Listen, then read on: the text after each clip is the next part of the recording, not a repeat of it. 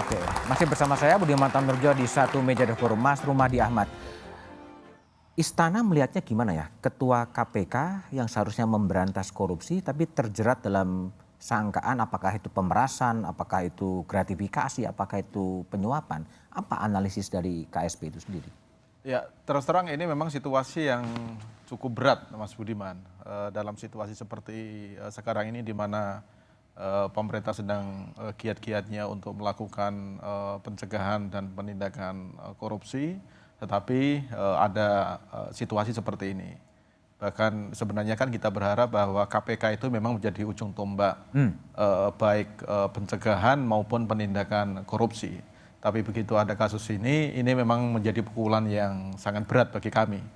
Tapi di sisi yang lain ini juga bisa kita jadikan sebagai hal yang menunjukkan kepada masyarakat bahwa siapapun yang melakukan tindak pidana korupsi, termasuk pimpinan KPK sekalipun, ini memang harus dilakukan tindakan hukum.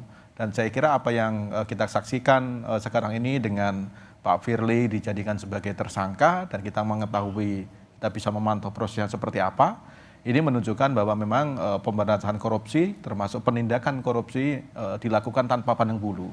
Jadi ini memang bisa kita lihat dari dua sisi. Di satu sisi memang sebuah pukulan, tetapi di sisi yang lain kita ingin menunjukkan kepada masyarakat bahwa aparat penegak hukum siapapun itu termasuk pimpinan KPK kalau dia melakukan tindakan-tindakan yang menyimpang dari prinsip-prinsip penyelenggaraan negara yang bersih, memang harus dilakukan tindakan gitu.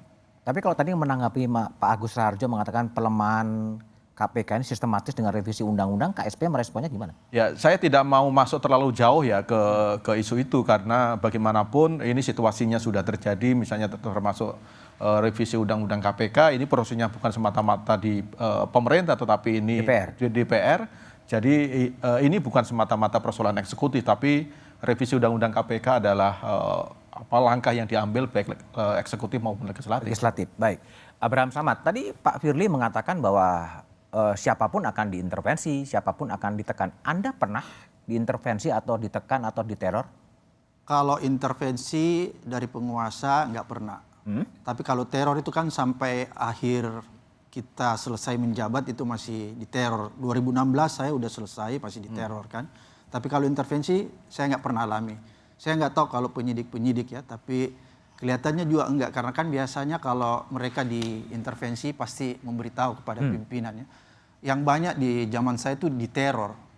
Bahkan pernah sebelum saya masuk, 1 minggu sebelum saya masuk, ada penyidik yang ditabrak patah kakinya tuh.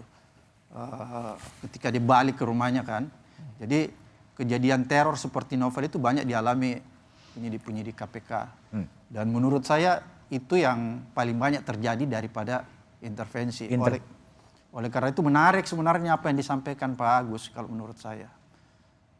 Sebenarnya apa yang disampaikan Pak Agus bagus kita tanyakan Ibu Yenti. Apakah ketika memilih pimpinan KPK, pansel itu dapat intervensi? Kenapa saya katakan ini perlu? Karena menurut saya kalau tadi Ibu Yenti menyatakan bahwa skor mereka itu terpenuhi secara intelektual, yes. Tapi kan penilaian bukan di situ. Pertama, KPK sudah memberikan satu dokumen kepada pansel dan kepada DPR tentang pelanggaran etik yang dilakukan Firly ketika dia menjabat jadi deputi. Jadi itu firm. Sehingga sebenarnya kalau bukti itu ada, beda kalau misalnya sekedar ucapan tidak ada bukti, itu fitnah. Tapi ini semua dilengkapi dengan bukti tapi toh masih diloloskan. Oleh karena itu perlu kita tanya. Mbak Yanti silakan. Apakah memang yang diintervensi panselnya sebetulnya? Tidak, pansel nggak diintervensi. Pansel itu kan kepanjang tanganan presiden. Kita setiap tahapan itu diketahui oleh presiden melalui Mensesnek, itu udah pasti kan. Karena kita memang kalaupun ya kita misalnya dapat 20, presiden nggak setuju juga boleh kok itu kan misalnya gitu. Jadi di situ clear ya bahwa itu kita hanya kepanjang tanganan presiden dan itu adalah suatu instrumen untuk menjaring dari yang pertama dulu 600 yang belakangan 360. Itu ya dari itu kemudian kita harus mencapai angka 10 orang. Nah di situ nggak ada intervensi sama sekali. Kalau dokumen yang katakan pelanggarannya Firly? Jadi waktu itu kan kita minta data dari semua penegak hukum yang kita datang itu kita minta data semua. Itu tidak diberikan pada waktu itu. Tidak diberikan? Tidak waktu itu. Diberikannya pada waktu sudah selesai.